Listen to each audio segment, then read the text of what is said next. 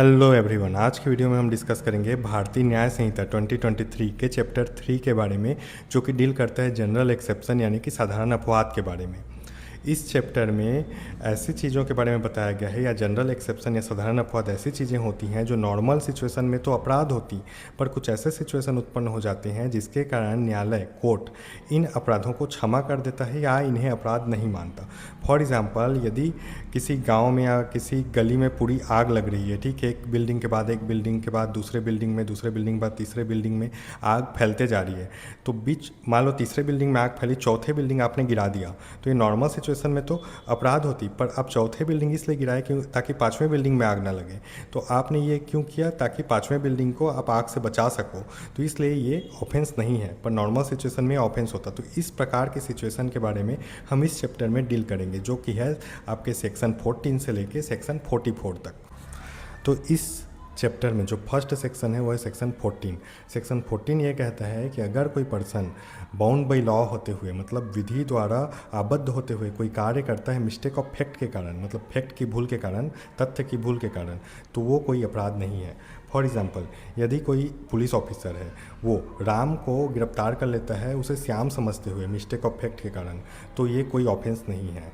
यदि कोई जूनियर जो भी अधिकारी है वो अपने सीनियर अधिकारी के आदेश के कारण भीड़ पर गोली चलाता है, तो ये कोई अपराध नहीं है, क्योंकि उसे आदेश मिला हुआ है ऐसा करने के लिए। ठीक है, सेक्शन 14 यही कहता है।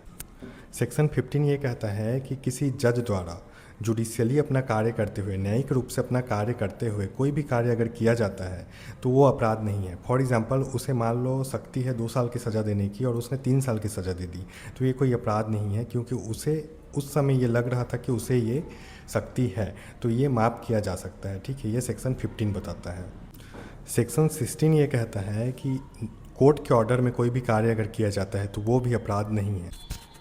सेक्शन 17 ये कहता है कि अगर कोई व्यक्ति अपने आप को जस्टिफाइड बाय लॉ समझता है किसी फैक्ट के मिस्टेक के कारण, तो वो भी, और उसमें अगर वो कोई कार्य करता है तो वो भी कोई अपराध नहीं है। फॉर एग्ज़ाम्पल, यदि राम श्याम को मार रहा है, ये वो दूर से देखता है और उसे लगता है कि राम श्याम को मार देगा अगर उसने उसे नहीं पकड़ा, और वह उसे पकड़ लेता है और पुलिस थाने ले जाता है, और बाद में ये पता चलता है कि राम श्याम को नहीं, श्याम राम को मार रहा था और ये तो अपना सिर्फ और सिर्फ बचाव कर रहा था, तो ये कोई अपराध नहीं है, क्योंकि उसे जो मिस्टेक ऑफ फैक्ट हुआ उसके बिहाफ पे उसे जो सबसे सही निर्णय लगा वो उसने किया, तो ये कोई अपराध नहीं है और ये जनरल एक्सेप्शन के अंतर्गत आता है। ओके, सेक्शन 18 ये कहता है accident in doing lawful act, मतलब विधिपूर्ण कार्य करते हुए कोई दुर्घटना हो जाना। एग्जाम्पल से समझते हैं। फॉर एग्जाम्पल, यदि ए जो है वो लकड़ी को कुल्हाड़ी से काट रहा है और वो कुल्हाड़ी का जो लोहा वाला हिस्सा है वो उससे निकल कर किसी ऐसे व्यक्ति को लग जाता है और जिससे उसकी मृत्यु हो जाती है, फॉर एग्जाम्पल, तो ये कोई अपराध नहीं है, जनरल एक्सेप्शन के अंतर्गत आएगा। लेकिन इसका मतलब ये नहीं है कि वो बच्चे खेल रहे हैं वहाँ पर जाकर लकड़ी काट रहे हैं। ठीक है, वो अपने तरफ से पूरी सावधानी के साथ अगर काट रहा है कहीं पर, ठीक है, और उससे अगर कोई बाई मिस्टेक ऐसा हो जाता है तो वो जनरल एक्सेप्शन के अंतर्गत आता है, लेकिन उचित सावधानी उसके तरफ से होनी आवश्यक है इस चीज़ के लिए। ठीक है, सेक्शन 18 यही कहता है। सेक्शन 19 कहता है act likely to cause harm but to prevent other harms. ठीक है, वही जो हम लोग फर्स्ट में डिस्कस किए थे कि अगर लाइन से घरों में आग लग रही है और आपने 5वें घर को बचाने के लिए चौथे घर को गिरा दिया, 3 घर ऑलरेडी जल चुके हैं, तो ये कोई अपराध नहीं है। भले ही ये अपने आप में नॉर्मल सिचुएशन में ऑफेंस होता, पर यहाँ पर कोई अपराध नहीं है, क्योंकि आपने ऐसा 5वें घर को आग से बचाने के लिए किया है। तो ये कहता है सेक्शन 19 आपका। सेक्शन 20 कहता है अगर 7 साल से कम उम्र का कोई भी बच्चा है और उसने कोई भी अपराध कर दिया, चाहे उसने मर्डर की हो, चोरी की हो, कुछ भी किया हो, तो वो अपराध के अंतर्गत नहीं आता, क्योंकि लॉ की नज़र में 7 साल का बच्चा अपना डिसीजन लेने के लिए सक्षम नहीं होता, और 7 साल के बच्चे को ये जनरल एक्सेप्शन दिया गया है सेक्शन 20 के अंतर्गत। ओके, सेक्शन 21 ये कहता है कि अगर 7 से 12 साल के बीच का कोई बच्चा है और वो सफिशिएंट मैच्योर नहीं है अपने डिसीजन का, अपने जो भी उसने किया है उसका डिसीजन या निर्णय लेने के लिए उसके एक्ट के, तो वो भी जनरल एक्सेप्शन के अंतर्गत आता है सेक्शन 21 के अंतर्गत। ओके, सेक्शन 22 डील करता है act of an unsound mind person. Okay, ठीक है, मतलब कोई पागल व्यक्ति है जिसका दिमाग नहीं है, तो वो अगर कोई कार्य करता है तो वो भी जनरल एक्सेप्शन के अंतर्गत आता है, उसका कोई भी अपराध नहीं माना जाएगा। ठीक है, अब ये जो सेक्शन 20, 21, 22 है, इससे बहुत ज़्यादा क्वेश्चन आते हैं जुडिशरी एग्जाम में, एमसीक्यू एग्जाम में। ये बहुत ज़्यादा फेवरेट टॉपिक है एग्जामिनर्स का, ठीक है।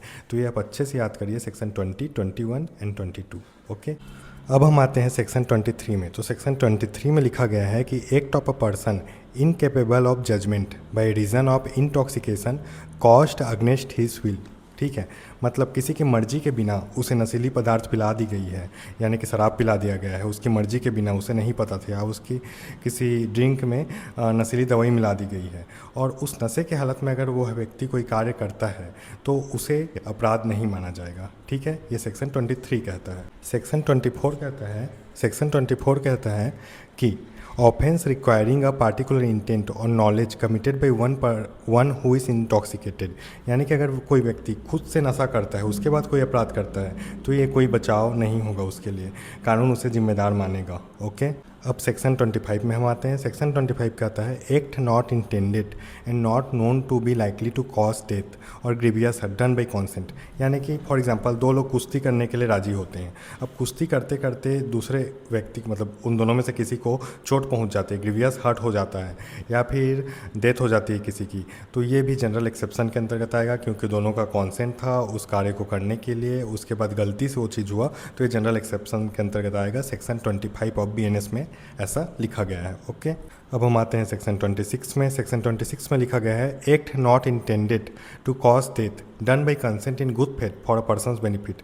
तो फॉर एग्जांपल अगर किसी डॉक्टर को लगता है कि सर्जरी करना बहुत ही ज़्यादा इंपॉर्टेंट है वरना वो व्यक्ति मर जाएगा, और वह सर्जरी करता है और सर्जरी करने के दौरान वह व्यक्ति मर जाता है, तो ये भी जनरल एक्सेप्शन के अंतर्गत आएगा। सेक्शन 26 ऐसा कहता है, क्योंकि इसमें गुड फेथ था, वो उसको बचाने के लिए ऐसा कर रहा था डॉक्टर, और इसलिए ऐसा हुआ, इसलिए ये जनरल एक्सेप्शन के अंतर्गत आएगा। ये डॉक्टर वाला सिर्फ एग्जाम्पल है, और भी बाकी केस में भी यही लागू होगा। ओके, अब सेक्शन 27 है। सेक्शन 27 ये कहता है act done in good faith for benefit of child और person of unsound mind by or by consent of guardian, यानी कि अगर किसी बच्चे को कोई बीमारी है और उसे बचाने के लिए वो उसका पालक, उसका पेरेंट जो है वो परमिशन देता है कि आप इसका इलाज कर दीजिए, और ये संभव है कि उस इलाज के दौरान वह शिशु, वह चाइल्ड मर भी सकता है, तो भी उस गुड फेथ में उसके पेरेंट्स ने परमिशन दी है और डॉक्टर ने गुड फेथ में उसका इलाज किया है, इसलिए ये भी जनरल एक्सेप्शन के अंतर्गत आता है। अगर वो मर भी गया वो बच्चा तो भी किसी को कोई सज़ा नहीं होगी, ये जनरल एक्सेप्शन के अंतर्गत आएगा। सेक्शन 27 ऐसा कहता है। ओके, 28 है consent known to be given under a fear और मिसकॉन्सेप्शन, यानी कि अगर डर से किसी को कोई व्यक्ति कुछ चीज़ करने के लिए कॉन्सेंट देता है और वह गैर कानूनी काम है तो उसे जनरल एक्सेप्शन के अंतर्गत रखा गया है सेक्शन 28 के अंतर्गत। ओके, सेक्शन 29 ये कहता है कि exclusion of act which are offence independently of harm caused. For example अगर कोई व्यक्ति कोई कार्य करता है जो अपने आप में गैरकानूनी है, भले ही उसने उससे किसी को चोट नहीं पहुंचाई।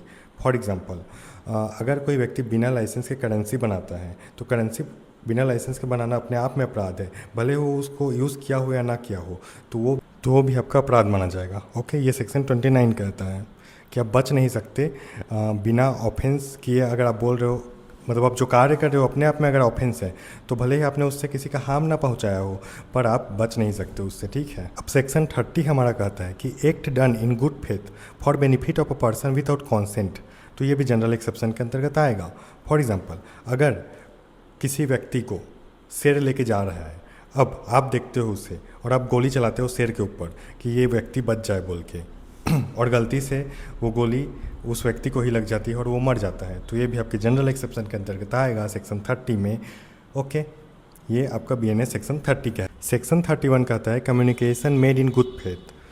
फॉर एग्जांपल अगर डॉक्टर के पास कोई व्यक्ति गया है और डॉक्टर को ये पता चल जाता है कि इस व्यक्ति के पास सिर्फ और सिर्फ 4 दिन है, और गुड फेथ में सद्भावपूर्वक वह डॉक्टर उस व्यक्ति को ये बता देता है कि आपके पास सिर्फ 4 दिन है, आपको जो जो करना है आप कर लीजिए, तो वो व्यक्ति ये सुनता है और सुनते ही उसको हार्ट अटैक आ जाता है और वह मर जाता है, तो ये भी जनरल एक्सेप्शन के अंतर्गत आएगा आपके सेक्शन 31 ऑफ BNS के अंतर्गत। ओके, सेक्शन 32 आपका कहता है act to which a person is compelled by threats, यानी कि अगर किसी लुहार को, किसी चाबी बनाने वाले को धमका कर किसी घर का ताला खुलवाया जाता है और वहाँ चोरी की जाती है, तो उस लुहार की कोई गलती नहीं है क्योंकि उसे धमकी दी गई थी और वो बच जाएगा जनरल एक्सेप्शन के अंतर्गत। ये कहता है आपका सेक्शन 32 ऑफ BNS। ओके, अब सेक्शन 33 कहता है एक्ट कॉजिंग स्लाइट हार्म, यानी कि बहुत ही छोटी हानिकारित करने वाले कार्य अपराध नहीं माने जाते जिसकी नॉर्मल व्यक्ति शिकायत नहीं करेगा। तो ये सेक्शन 33 आपका कहता है। अब हम आएंगे प्राइवेट डिफेंस में, जो कि है आपके सेक्शन 34 से लेके 44 तक।